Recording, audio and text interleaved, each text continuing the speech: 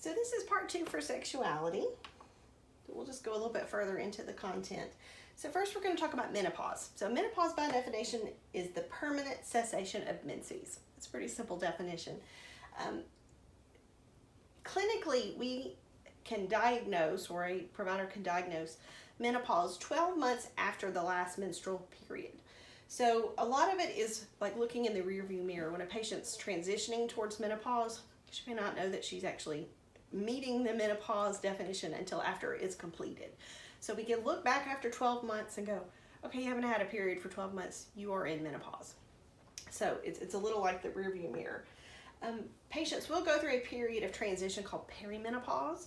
A lot of times this starts in the mid-40s all the way up to the mid-50s, depending on the individual patient. It's about a year of 7 to 14 years of a span of 7 to 14 years transition.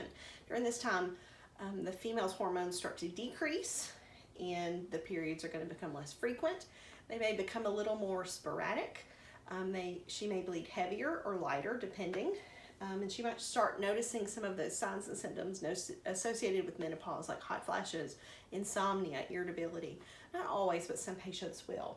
So when we think about menopause, we think about Blanche Devereaux and that hot, sweaty, kind of emotional woman, but that's not always the case for menopause. And menopause comes with some strings attached for some women. So some women are super excited. That means they're not going to have to deal with menstrual cycles, bleeding, periods, PMS. And so they're excited to get to that point. They also don't have to worry about getting pregnant anymore once they actually reach menopause. Other women see it as a termination of their fertile years, depending on what their goals were or how they see that. Sometimes menopause can be a negative.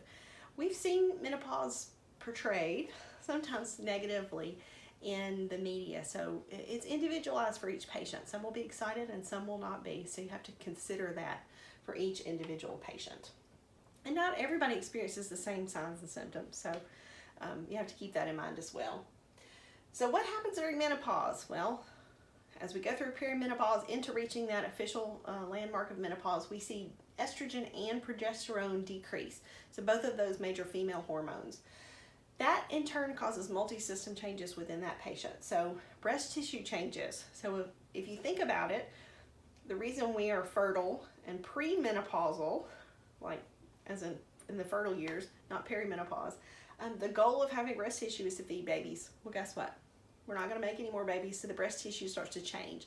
A lot of times it will flatten, it will elongate. It's not quite as supple anymore as it was during those reproductive years because she's not going to have to make milk anymore. Body hair sometimes will change because we have decreased estrogen and progesterone. Sometimes they will see an increase in body hair, particularly on the chin areas. So that is pretty common with women that are entering into the menopause. Skin elasticity decreases. And then some patients will see weight gain. And a lot of times it's weight gain in the hips. And it's more difficult for them to be able to get weight off. So if they're trying to lose weight, it becomes more difficult.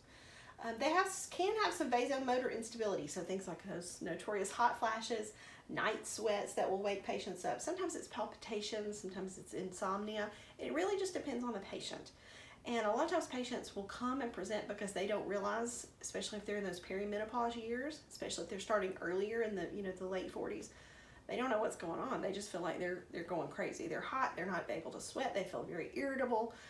They may have some depression signs, and of course we talked about thyroid last semester. Some of those overlap these, and we know that it's very common in this age range as well for patients to have thyroid issues. So sometimes you've got to rule out what's actually going on.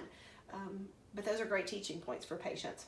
Osteoporosis increases. We don't have that protective estrogen anymore. So I know y'all talked about that last semester.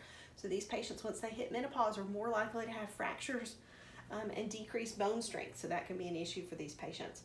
Cardiovascular disease actually increases post-menopause as well because estrogen does provide some protection there. So options for treatments for patients. Some patients don't need any treatment. They may have small signs and symptoms. They can deal with it. Nothing. They just kind of deal with those signs and symptoms and move on. Some have significant signs and symptoms that really impact their life, and so they may be placed on hormone replacement therapy. So you can have estrogen or estrogen and progesterone combined. hormone replacement therapy. The important thing to consider is if a female still has her uterus, she always needs estrogen and progesterone. Otherwise, it increases her reproductive tract cancer risk.